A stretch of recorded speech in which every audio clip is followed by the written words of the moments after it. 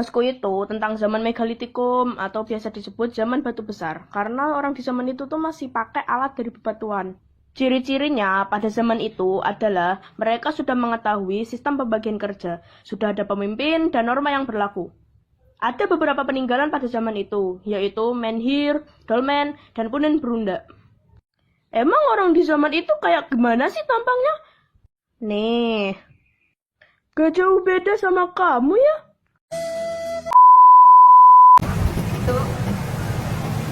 Selamat siang, kami dari kelompok 5 zaman Megalitikum akan menampilkan video presentasi kami pada kali ini yang beranggotakan perkenalkan, nama saya Raisya Rosalin, absen 30, Selena Wujowi Putri, absen 20, saya Maisya Tiara, absen 19, saya Sarah Malika, absen 8. Saya next level area dan absen 55. Saya Muhammad Ibrahim. Saya dapat habis absen 6. Selamat menikmati. Oke guys, mohon maaf klarifikasi. Saya sebenarnya absen 18, jadi lagi nge-lag. Aku juga absen 19 guys. Ini nih parah nih. Oke. Jadi guys, kali ini aku akan menjelaskan tentang asal-usul dan pengertian megalitikum. Mari kita lihat. Oke. Jadi aku akan menjelaskan tentang asal-usul kata megalitikum. Jadi megalitikum adalah kata yang berasal dari kata Yunani. Kata tersebut ialah mega yang memiliki arti besar dan litik yang berartikan batu. Sementara akhirankum mengacu kepada istilah periode atau zaman. Dan megalitikum sendiri secara kasar dapat diterjemahkan sebagai zaman batu besar. Hal ini mengacu kepada banyaknya benda keseharian yang terbuat dari bahan dasar batu serta memiliki ukuran besar yang ditemukan pada zaman tersebut.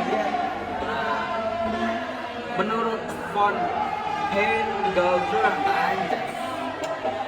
kebudayaan megalitikum menyebar ke Indonesia melalui dua gelombang, yaitu pertama adalah megalitikum kedua yang tahunnya adalah 2500 sampai 1500 tahun sebelum Masehi, yang menyebar ke Indonesia pada zaman Neolitikum, dibawa oleh pendukung kebudayaan kapak persegi Proto Melayu.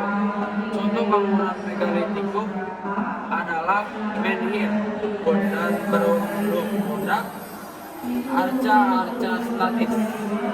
Kedua adalah megalitikum muda yang tahunnya adalah 1000 sampai 10 sebelum Masehi, menyebar pada zaman perunggu dibawa oleh pendukung kebudayaan Domson, Deutro Melayu. Contoh bangunan megalitikum adalah petik tambur, batu, dolmen, waruga, sarkofagus, dan arca dinamis.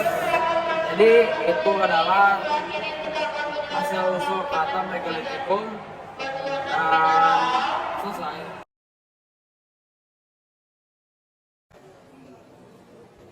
Oke teman-teman, sekarang kita akan masuk ke peninggalannya ya. Pertama itu ada menhir. Menhir ini merupakan batu pahatan berukuran besar yang dipahat oleh manusia pada masa lampau. Menhir ini menjadi salah satu peninggalan zaman megalitikum yang paling banyak ditemukan berbagai macam di belahan dunia, mulai dari Eropa, Asia, hingga Afrika. Nah, sebenarnya belum diketahui pasti alasan dibalik terciptanya menhir pada zaman megalitikum ini. Beberapa ilmuwan percaya kalau menhir digunakan oleh manusia di masa tersebut untuk beribadah, juga untuk melakukan berbagai ritual keagamaan. Beberapa menhir juga dikabarkan dibuat untuk menandakan makam seseorang. Nah, yang kedua, ada monolit. Monolit ini serupa dengan menhir. merupakan salah satu batu yang berukuran besar dan juga banyak ditemukan sebagai bukti adanya peradaban di zaman Megalitikum. Yang membedakan antara menhir dan monolit ini adalah menhir merupakan batu pahatan manusia, sementara monolit ini adalah batu alami yang terbentuk dari fenomena alam. Nah, fenomena alam yang dimaksud bisa berupa abrasi, yaitu kikisan karena air laut, atau erosi, yaitu kikisan akibat angin. Tetapi layaknya menhir, monolit pada zaman Megalitikum juga dipercaya banyak peneliti berfungsi sebagai ritual kepercayaan masa lampau dan lokasi makam masyarakat. Sekian.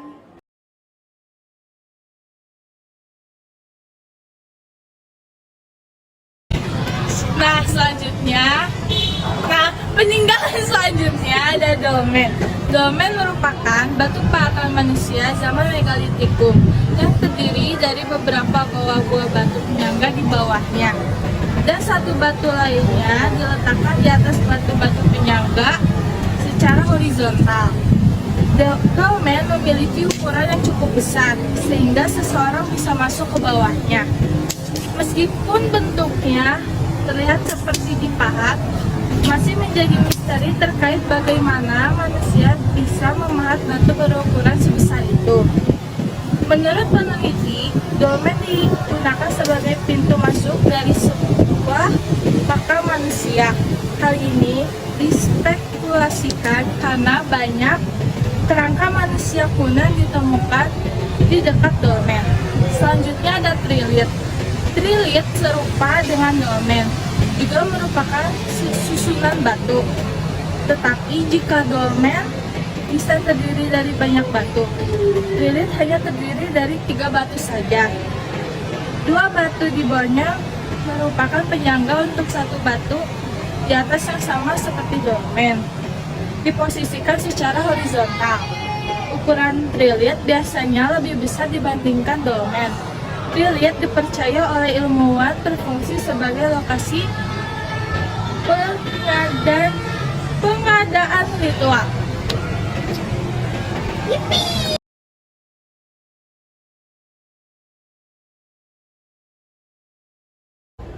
Nah, selanjutnya ada peninggalan sarkofagus. Sarkofagus itu apa sih? Sarkofagus itu tempat penyimpanan jasad manusia pada zaman Megalitikum. Sarkofagus ini dibuat dengan tujuan agar manusia pada zaman itu tidak perlu repot-repot menggali tanah untuk memakamkan seseorang. Nah, pada abad ke-17 sampai ke-19, sarkofagus ini digunakan untuk orang-orang berstatus sosial tinggi. Selanjutnya adalah cis atau kubur batu. Cis yang juga memiliki nama lokal kubur batu adalah semacam peti mati yang terbuat dari batu untuk menyimpan jasad mayat. Fungsi dari ini sebenarnya sama saja dengan sarkofagus. Namun bedanya sarkofagus dipahat sebaik dan seindah mungkin.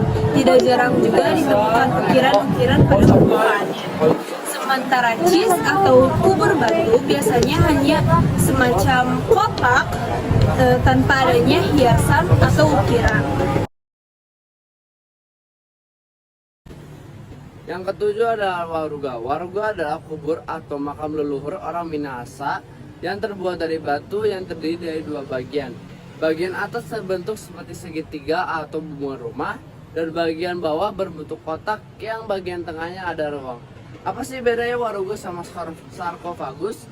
Bedanya adalah sarkofagus adalah makam secara langsung, sedangkan waruga adalah makam secara tidak langsung. Yang ke-8 ada arca batu. Arca batu merupakan patung-patung dari batu yang berbentuk binatang atau manusia. Bentuk binatang yang digambarkan yaitu gajah, harimau, monyet, dan kerbau. Daerah penemuannya yaitu di Pasemah, Sumatera Selatan, Lampung, Jawa Tengah, dan Jawa Timur.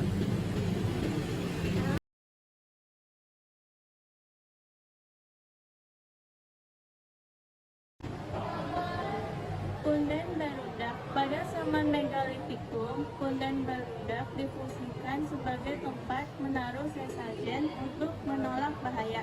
Contohnya seperti gempa bumi, penyakitan, dan meminta keselamatan.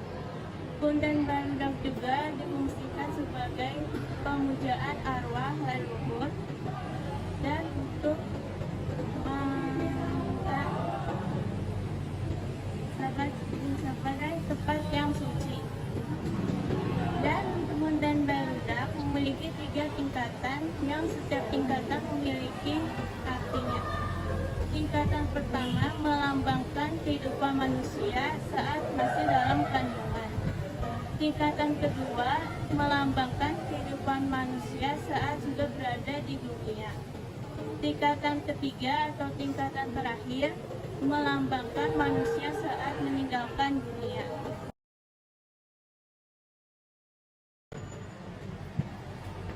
Jadi manusia pada zaman Megalitikum adalah Homo sapiens. Ciri-ciri Homo sapiens ada 8. Yang pertama, mampu berdiri dan berjalan dengan tegak. Yang kedua, mempunyai volume otak 1650 cc. Yang ketiga, mempunyai bentuk muka datar dan lebar. 4. Mempunyai akar hidung yang lebar. Yang kelima, mempunyai busur kening yang menonjol dan terlihat nyata. Yang keenam, bagian mulut sedikit menonjol.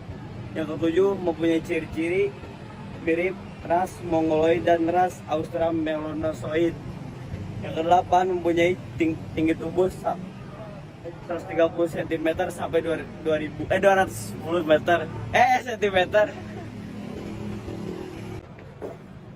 Yang terakhir, ada ciri-ciri dan karakteristik zaman Megalitikum. Yang pertama, mulai beralih menggunakan peralatan perunggu. Yang kedua, mulai tinggal menetap di suatu wilayah.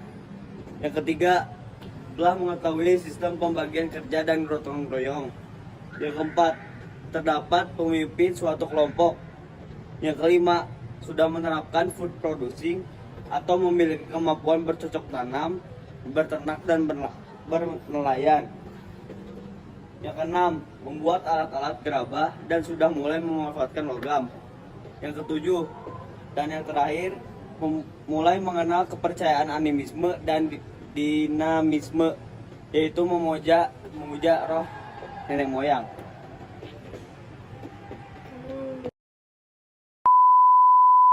Halo guys, jadi ini tuh SMA Negeri 3 dan 5 Bandung yang terkenal karena hantunya. Jadi hantunya tuh guys. nah itu hantunya. Oke, hai itu Nancy. Oke. Kok jadi gede gini? Nah, berarti itu Suruh suruh ada ngejum. bau-bau, Jadi di sini udah ada bobo melati ya. Jadi bau ente. just oke saja sih sebenarnya. Ya. Stay tune di YouTube Gi. Jangan lupa beli teh Bye-bye. poci. Jangan lupa beli roti kukus AA. Cina. Satu rasis. Satu kolonial. Tarik. Gue asal Jaksel. Jadi gue udah lama. Gue udah lama di Selatan Bandung sini. Jadi Gue udah lama di sini. Jadi gue mau jelasin. aman aja. Kamu nanya. Ini Ya udah. lu udah kan? Udah. Cepet dulu. Nyamuk. Jadi di sini tuh baik nyamuk, adik-adik. A few moments later. Sekian dari kelompok kami. Mohon maaf bila ada kesalahan kata. Makasih atas perhatiannya walaupun tidak pernah diperhatikan. Wassalamualaikum warahmatullahi wabarakatuh. Dadah. Sekian. Kenapa pada batuk, guys? Nambah durasi. Oh.